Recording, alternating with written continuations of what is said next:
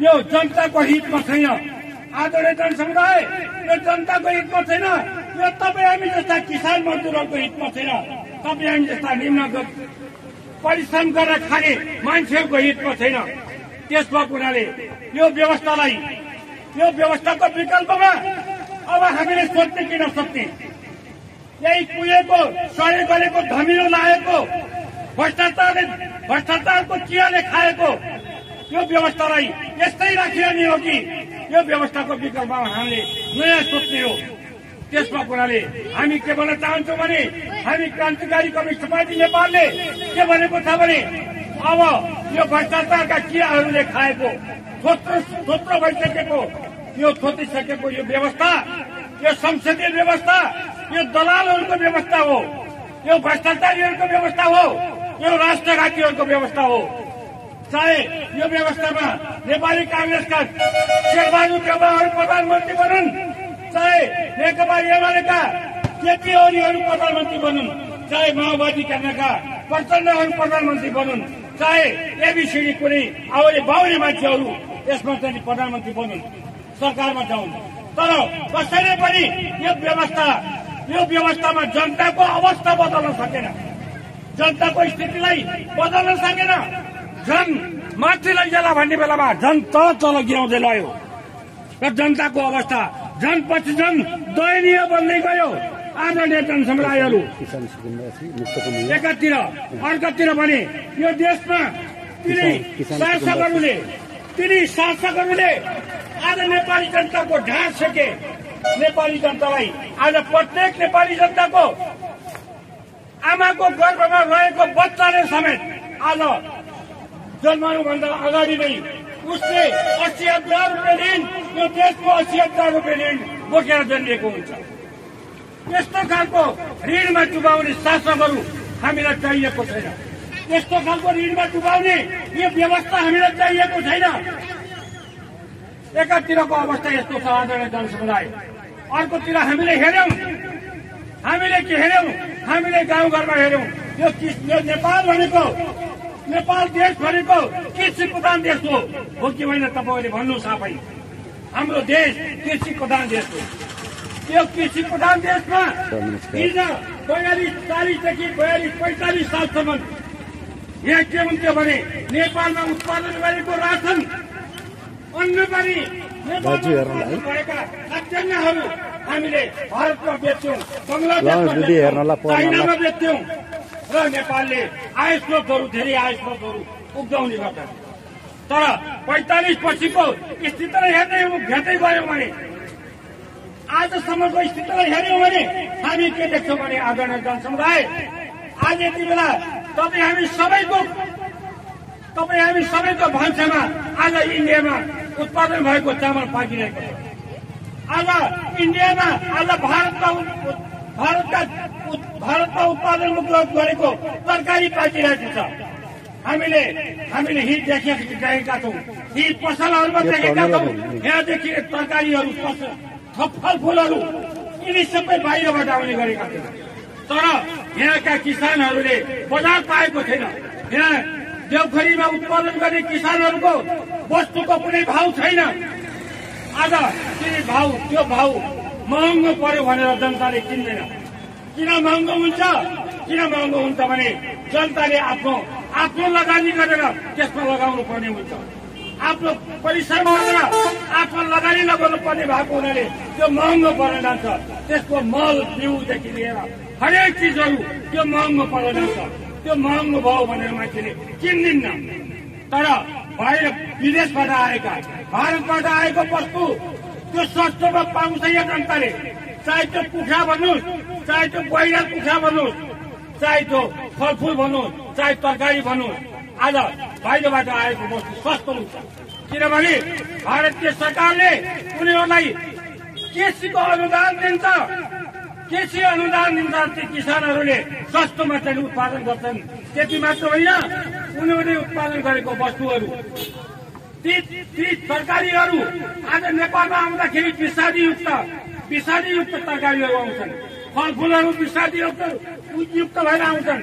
जसको कारणले गर्दाखेरि आज हामी नेपाली जनताहरू उनीहरूको त्यो तरकारी र फल यो क्रान्तिकारी कम्युनिस्ट पार्टी जसको कारणले गर्दाखेरि क्रान्तिकारी कम्युनिस्ट पार्टी मोहन वैद्य किरण भन्ने थाहा पाउनुहुन्छ नेपाली जनताहरूले क्यान्सरको रोगीबाट पीडित हुनुभएको छ। हामी नेपाली जनताहरू किन क्यान्सरका रोगी छौँ भने हामीले विषादीयुक्त खाना खाएका, विषादीयुक्त फलफुल खाएका, हामीले विषादीयुक्त तरकारी खाएका छौँ। आज यिनी बजारबाट किने तरकारीहरू बिसको सुई लगाएर खुला बनाएका तरकारीहरू ठिकै भन्नुभयो। हामीले देख्यौँ केराहरू, यो झुन्डाएका केराहरू पनि यो बिचमा चोबेर आजको भोलि पकाइन्छ। त्यस कारणले यसमा पनि विषादीहरू छ। हो, त्यही चिज खानाले आज हामी नेपालीहरू रोगी भएका छौँ। तर नेपालको सरकारले यो विषादीयुक्त फलफुल र तरकारीहरूलाई जाँच पडताल गर्दैन, यसको कुनै निगरानी गर्दैन र बेपरवाह रूपमा उसले बाहिरबाट भित्र यहाँ सिलाइरहेको छ र नेपाली जनता, नेपाली किसानहरूको हार भाँच्न, नेपाली किसानहरूलाई निरुत्साहित गरेर बाहिरकोलाई प्रोत्साहित गरिरहेको छ। किनभनेदेखि उसले बाहिरबाट कमिसन खान्छ, त्यो कमिसन खाने कमिसनखोरहरू आज सत्तामा छन्, आज यो व्यवस्था गराइरहेका छन्। त्यसैले गर्दाखेरि आज किसानहरूको अवस्था यस्तो छ। अर्कोतिर यो सरकारले के गरिरहेको छ भने आदरणीय जनसमुदाय अहिले कृषिमा भूमि ऐन ल्याएर, भूमि हत्या देश ल्याएर सम्पूर्ण किसानहरूका जग्गा जमिनलाई अधिग्रहण गरेर त्यसमा विदेशी दलालहरू ल्याएर दाजु पढ्नुहोला, विदेशी दलालहरू ल्याएर कर्पोरेट फार्मिङहरू सञ्चालन गर्न योजना बनाइरहेको छ र नेपाली किसानहरूलाई सुकुम्बासी बनाउने, बेथल गर्ने र सुकुम्बासी बनाएर सडक साफ गर्ने। घरमा नाति छन् छैन? नाति छन्? यो नातिलाई पढ्न पठाउला, तपाईँ सुन्नुहोला है। घर नातिलाई पढ्न पठाउला, तपाईँले सुन्नुहोला है। राख्नुहोस्। यो देशको विकल्प के हो? अहिलेको राज्य व्यवस्थाको विकल्प के हो? यो देशको विकल्प भनेको शेरबहादुरको विकल्प प्रचण्ड हुन सक्दैन, प्रचण्डको विकल्प केपी ओली हुन सक्दैन, केपी ओलीको विकल्प हिजोको भूत, हिजोको मसान घाटमा पुगेको राजतन्त्र हुन सक्दैन। आदरणीय जनसमुदायहरू, त्यसैले गर्दाखेरि अबको विकल्प भनेको यो देशमा जनताको व्यवस्था हो, जनगणतन्त्र हो, नयाँ जनवादी व्यवस्था हो। त्यस कारणले नयाँ जनवादी व्यवस्थाको खुट्किलोमा टेकेर नयाँ जनवादी व्यवस्था ल्याएर त्यो पुँजीवाद दलालहरूलाई हामीले कब्जामा गरेर हामीले समाजवादको वैज्ञानिक समाजवादी व्यवस्था ल्याउनु अहिलेको एकमात्र विकल्प हो। त्यसैले त्यो वैज्ञानिक समाजवादी व्यवस्था नआएसम्म र यो देशमा जनवादी क्रान्ति पूरा नभएसम्म यो देशमा शान्ति पनि सम्भव छैन, समृद्धि पनि सम्भव छैन। यो देशका शासकहरूले के भनिरहेका छन् भने, केपी ओलीहरूले के भनिरहेका छन् भने, आदरणीय जनसमुदायहरू शान्ति र समृद्धि ल्याउँछु रे। देशका जनतालाई यहाँको उत्पादन गर्ने शक्तिलाई, युवाहरूलाई, लाखौं करोडौं युवाहरूलाई विदेशमा लगेर बेच्ने, विदेशका गल्लीहरूमा लगेर बेच्ने, अरबका खाईका मुलुकहरूमा लगेर 50 डिग्रीको तापक्रममा लगेर पनि बस्न बाध्य पार्ने अनि यहाँ शान्ति र समृद्धिका कुरा गर्ने। आज साराका सारा जमिनहरू आज बाली परिरहेका छन्। किन बाली छन्? आज कहीँ पनि कतै पनि मान्छे खेती गर्ने मान्छे छैन। आज युवा शक्ति छैन गाउँमा। हामीले देख्यौँ आदरणीय जनसमुदाय, तपाईँहरूको यो बजारमा त केही साथीहरू, केही जनताहरू हुन सक्नुहुन्छ, तर गाउँ बस्तीमा हेर्नुहोस्, गाउँ बस्तीमा जानुभयो भनेदेखि मरेको एउटा घरमा बाबुआमा मरेको छ भने त्यो बाबुआमालाई घाटमा लैजाने छोरो छैन।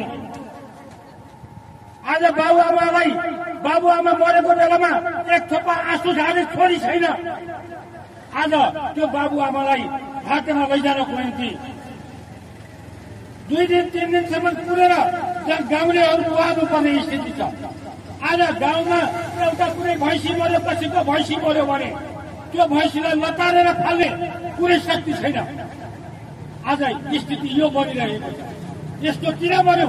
आदरणीय जनसमुदाय, यी यहाँका शासकहरूले हाम्रो पर्चा पट्याएर राख्दै हुनुहुन्छ बुढा बाले बेरोजगारको कारणले नातिलाई पढ्न लगाउँछु भन्ने भएको छ। रोजगार नपाउनुको कारणले आज उनीहरू रोजगारीको निम्ति आफ्ना जान केटारी पाल्नको निम्ति आफ्ना बाबुआमाको लाई पाल्नको निम्ति र साउको ऋण तिर्नको निम्ति आज उनीहरू विदेश गइरहेका छन्। आज कमाउन भनेर गएको छोरो, कमाउन गएको कतिपय बाबुआमाको छोरो, कतिपय हाम्रा दिदीबहिनीको श्रीमान दाजुभाइहरू आज दिनको 1 दर्जन जति लासहरू आज ती विमानस्थलमा काठमाडौँमा आउने गर्छ। आज ती बाबुआमाहरू, ती श्रीमान गुमाएका दिदीबहिनीहरू आज पैसाको बिचो आउला भन्ने बेलामा आज लास आउँछ उनीहरूको अगाडि भनेपछि यो स्थिति कसले सिर्जना गर्यो? आदरणीय दाजुभाइ दिदीबहिनीहरू, यो स्थिति सिर्जना गर्ने यहाँका शासकहरू हुन्, यहाँका प्रतिक्रियावादी राज्य सत्ताहरू हुन् र यहाँका दलालहरू हुन्। यिनी दलालहरूले गर्दाखेरि आज यो स्थिति सिर्जना भएको छ। आज केपी ओली दलाल हुन्। यिनले कहिले भारतको आफ्नो सत्ता टिकाउनको निम्ति कहिले भारतको अगाडि गएर भारतको टाङमुनि गएर लम्पसार पर्छन्। यिनी कहिले अमेरिकाको टाङमुनि गएर लम्पसार पर्छन्, कहिले चीनको टाङमुनि गएर लम्पसार पर्छन्, कहिले युरोपियन युनियनको टाङमुनि गएर लम्पसार पर्छन्। आज त्यस्तै आज शेरबहादुर देउवाले गरिरहेका छन्। आज त्यस्तै प्रचण्डहरूले गरिरहेका छन् आदरणीय जनसमुदायहरू। तर जनताप्रति कोही पनि उत्तरदायी छैन। यो राष्ट्रप्रति कुनै पनि शासकहरू उत्तरदायी छैनन्। हिजो हामीले यो देशमा जनताको व्यवस्था ल्याउनको लागि, यो देशमा जनावादी व्यवस्था ल्याउनको लागि, जनताको शासन ल्याउनको लागि, जनगणतन्त्र स्थापना गर्नको लागि भनेर हामीले 52 सालदेखि 62 सालसम्म जनयुद्ध लड्यौं। त्यो 62 सालसम्म जनयुद्ध लड्यौं। हामीले धेरै जमिनभन्दा धेरै भूगोल हामीले जनताको हातमा ल्यायौं, जनताको कब्जामा ल्यायौं र जनसत्ताहरू स्थापना गर्यौं। तर 10 वर्ष जनयुद्ध लडेको माओवादी नेता प्रचण्ड र बाबुरामहरूले जनतालाई धोका दिए। आदरणीय जनसमुदायहरू, नेपाली जनतालाई धोका दिए, हात गरे उनीहरूले जुन सरकारका विरुद्ध, जुन व्यवस्थाका विरुद्ध हामी लडेका थियौं, जसले उनीहरूको टाउकाको मोल तोकेको थियो, आज तिनी शेरबहादुर टाउकाहरूसँग गएर घाँटी जोडिरहेका छन्। उनीहरूसँग आत्मसमर्पण गरिरहेका छन् र उनीहरूसँग काले मिलेर ठाउँ हाले भनेर उनीहरूले देशमाथि बर्मलोड गरिरहेका छन्। आदरणीय जनसमुदाय, आज स्थिति यस्तो छ। आज एकातिर हामीले हेर्यौं, हामी हिटी हेर्यौं, यो देशका सिमानाहरूमा हेर्यौं भने यही दाङ जिल्लाको कोइलाबासदेखि पूर्वतिरका नाकाहरूमा हेर्यौं भने हामी त्यहाँ गएका छौं। ती नाकाहरूमा हामी गएर हेरेका छौं त्यहाँका नाकाका जनताहरूको स्थिति के छ। त्यहाँ नाकाका जनताहरू आज साँझ सुत्ने बेलामा हाम्रा दिदीबहिनीहरू आफ्नो कोठामा सुतेका हुन्छन्। तर दिदीबहिनी छोरी बुहारीहरू हाम्रा आफ्नो कोठामा सुतेका हुन्छन्। तर बिहान उठ्ने बेलामा तिनीहरूलाई भारतीय गुण्डाहरू आएर जंगलमा लगेर बलात्कार गरेर मारिरहेको हुन्छ। यस्तो गर्दाखेरि पनि यहाँको सरकार चु गरेर बोल्दैन। आदरणीय जनसमुदाय, यस्तो खालको नालायक सरकार, यी नालायक सरकारहरू, यी दलालहरूले देशलाई बर्बाद गरिरहेका छन्। त्यसैले हामी के भन्छौँ भने यो राज्य सत्ता नै बदल्नुपर्छ। यो राज्य सत्ता भनेको सरकार मात्र होइन, राज्य सत्ता भनेको 6वटा चिजले बनेको हुन्छ। आदरणीय जनसमुदाय, त्यो 6वटा चिज भनेको के हो? आदरणीय जनसमुदाय, हामी तपाईलाई भन्न चाहन्छौँ 6वटा चिज भनेको एउटा हो सरकार हो, जसले शासन चलाइरहेको छ। त्यो शासन चलाउने शासकहरू हुन्। एउटा शक्ति भनेको। अर्को भनेको राज्य सत्ताको मेरुदण्ड भनेको सेना हो, पुलिस हो, जसको हातमा बन्दुक छ। त्यो बन्दुक भएको राज्य सत्ताको मेरुदण्ड हो। अर्को राज्य सत्ता भनेको ब्युरोक्रेसी हो, यहाँको कर्मचारी तन्त्र हो। आदरणीय जनसमुदाय, अर्को भनेको के हो भने यहाँको अदालत हो।